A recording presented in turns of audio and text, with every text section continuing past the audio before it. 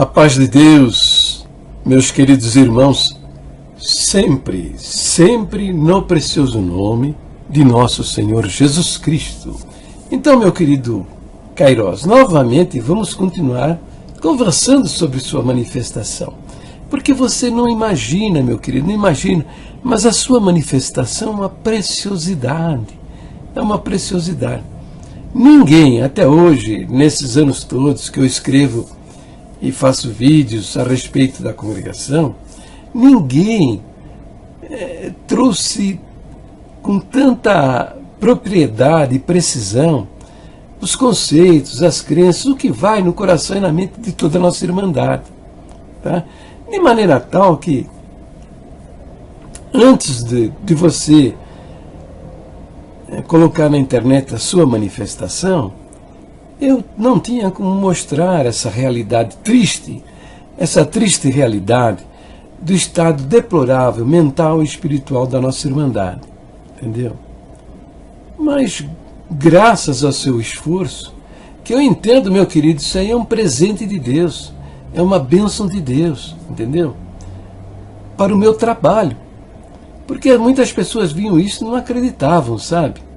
Não, agora eles não têm por que duvidar. Está aí a sua manifestação. Entendeu? E se eles quiserem conferir se é verdade ou não, basta conversar com a nossa irmandade. E vão conferir que realmente todos pensam como você está se manifestando nesses 2 vídeos que você fez ao pastor Tony. Tá? Então vamos prosseguir, meu querido. Vamos prosseguir comentando a sua manifestação, criticando o pronunciamento do pastor Tony de Oliveira. Tá bom? A definição da palavra seita. O dicionário de Ruth Rocha define esta palavra como sendo ramo dissidente de uma igreja e, como tal, considerado herético. Grupo de pessoas que seguem determinados princípios ou doutrinas contrário dos geralmente aceitos. No dicionário bíblico, Orlando Boyer define como sendo os que separam de uma comunhão principal. Então vamos lá, vamos comentando aquilo que a sua manifestação, viu, meu querido Kairos? Veja o que você diz. Você diz, ou aqueles também que inventam o que não está escrito.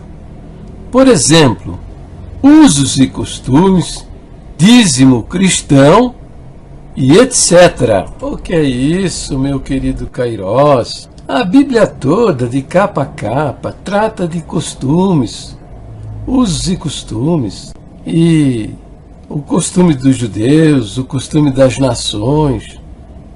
Jesus mesmo, ele censurou, por exemplo, o costume dos sacerdotes fariseus, que eles alargavam as faixas e as franjas das vestes para serem vistos pelos homens.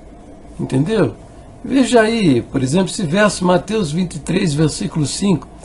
E fazem todas as obras a fim de serem vistos pelos homens, pois trazem largos filactérios e alargam as franjas das suas vestes. Então, isso era um costume dos sacerdotes fariseus. A Bíblia toda é repleta disso. É repleta disso. Como é que você diz que isso é uma invenção que não está escrito? Você também condena o dízimo, porque você diz dízimo cristão, condenando a prática do dízimo no seio das igrejas evangélicas, como se isso fosse alguma coisa absurda, antibíblica. Não é verdade, sabe? Dizem que o dízimo pertence à lei, é da lei, e o dízimo é maldito.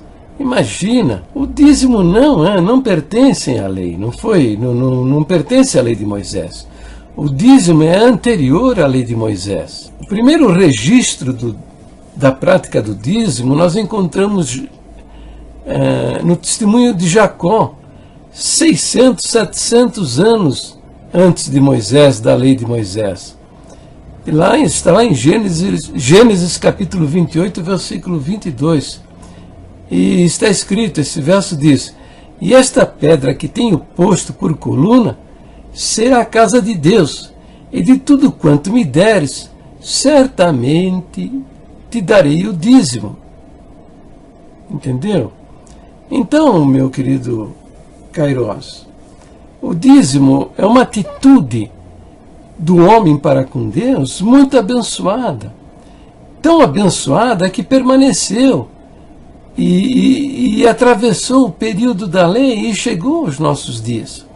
Se você examinar direitinho, você não vai encontrar no Novo Testamento inteirinho nada que condene a prática do dízimo. Jesus, durante seu ministério, deve ter recebido auxílio, suporte financeiro de muita gente na forma de dízimo. Ele mesmo diz. Ele fala sobre o dízimo. E ele diz o quê? Que Jesus fala? Ele diz: ai de vós, escribas e fariseus hipócritas, pois que dizimais a hortelã, o endro e o cominho, e desprezais o mais importante da lei, o juízo, a misericórdia e a fé. Agora veja o que ele diz, presta atenção. Deveis, porém, fazer estas coisas, né? Quer dizer, continuar dizimando a hortelã, o endro e o cominho, e não omitir aquelas quais? A justiça, a misericórdia e a fé. Então, se você for basear-se na palavra de Jesus, Jesus não está condenando o dízimo. Pelo contrário, ele está avaliando, ele está endossando o dízimo. Tá? Veja, muito embora a prática do dízimo não esteja muito bem definida no Novo Testamento, mas nem por isso nós podemos condenar aqueles que praticam o dízimo, tá? Podemos condenar estas pessoas e partir por exagero, dizer que o dízimo é maldito, porque em lugar nenhum de toda a Bíblia o dízimo é amaldiçoado. Pelo contrário, o princípio é diferente, meu querido, o princípio é diferente. O princípio da doação é maravilhoso. E a igreja primitiva, ela não tinha o dízimo como padrão de comportamento. Você leia lá no livro de Atos, capítulo 2, versículo 44, que diz que todos os que criam estavam juntos e tinham tudo em comum. Entendeu? As propriedades eles vendiam e repartiam os bens entre os irmãos para que ninguém no meio deles passassem necessidade. Então, isso é uma questão de doação, tá? De honrar a Deus com os seus bens. E Deus responde de maneira maravilhosa, se você quer saber. Né? Eu tenho um texto que me deixa maravilhado, viu? E está lá no livro de Isaías, diz assim: eis que para contendas e debates é que jejuais, e para ferirdes com um punho iníquo. Não jejueis como hoje para fazer ouvir a vossa voz no alto. Seria este o jejum que eu escolhi? Que o homem um dia aflige a sua alma, que incline a sua cabeça como o junco e estenda debaixo de si saco em cinza? Chamarias tu a isto jejum e dia aprazível ao Senhor? Então o que Deus está condenando é a religiosidade. É a religiosidade. Não é o coração espontâneo em repartir, não é o coração espontâneo em socorrer o necessitado. E diz mais lá: chamarias tu a isto jejum e dia aprazível ao Senhor? Porventura não é este o jejum que escolhi? Que soltes as ligaduras da impiedade, que desfaças as ataduras do jugo, e que deixes livres os oprimidos, e despedaces todo o jugo?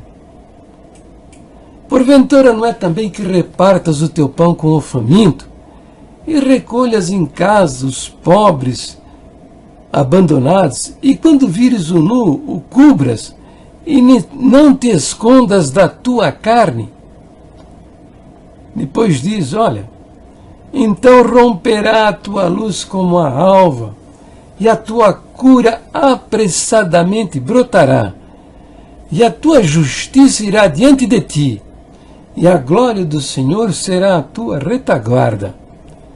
Então clamarás e o Senhor te responderá. Gritarás e ele dirá, eis-me aqui. Se tirares do meio de ti o jugo, o estender do dedo e o falar iniquamente, se abrires a tua alma ao faminto e fartares a alma aflita, então a tua luz nascerá nas trevas, e a tua escuridão será como o meio-dia.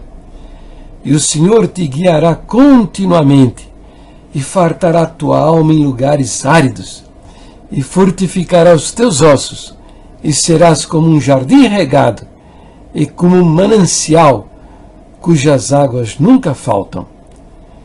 E os que de ti procederem edificarão as antigas ruínas, e levantarás os fundamentos de geração em geração, e chamar-te-ão reparador das rupturas, e restaurador de veredas para morar. Você lê isso lá em Isaías 58, versículo 4 a 14.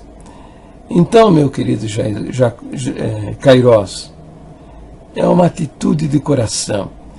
A congregação não fala em dinheiro. Tem medo de falar em dinheiro no meio dos cultos. E por isso a nossa irmandade tem uma atitude miserável em relação ao seu próprio dinheiro.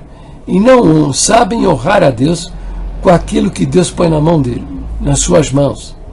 Por isso, no nosso meio, tem muita gente necessitada.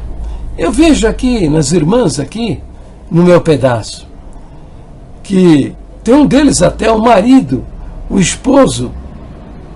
Aparece uma pessoa necessitada na porta da casa dele e pede alguma coisa, um alimento, alguma coisa. Ele vai lá e pega saco fechado de arroz, saco fechado de feijão, litro de óleo para fazer frituras. Ele dá isso espontaneamente, e a mulher dele, que é crente da congregação, ó, mete a língua dizendo, eu sei o que ele vai fazer com esse arroz aí que você deu para ele. Ele vai comprar droga. E essa pessoa responde para a esposa, olha, meu querido, não tem nada a ver com o que ele vai fazer. O que ele vai fazer com isso é problema dele. O meu problema é obedecer ao meu Deus, que está dizendo, dai e ser-vos-á dado, boa medida, recalcada, sacudida, transbordante, generosamente vos darão.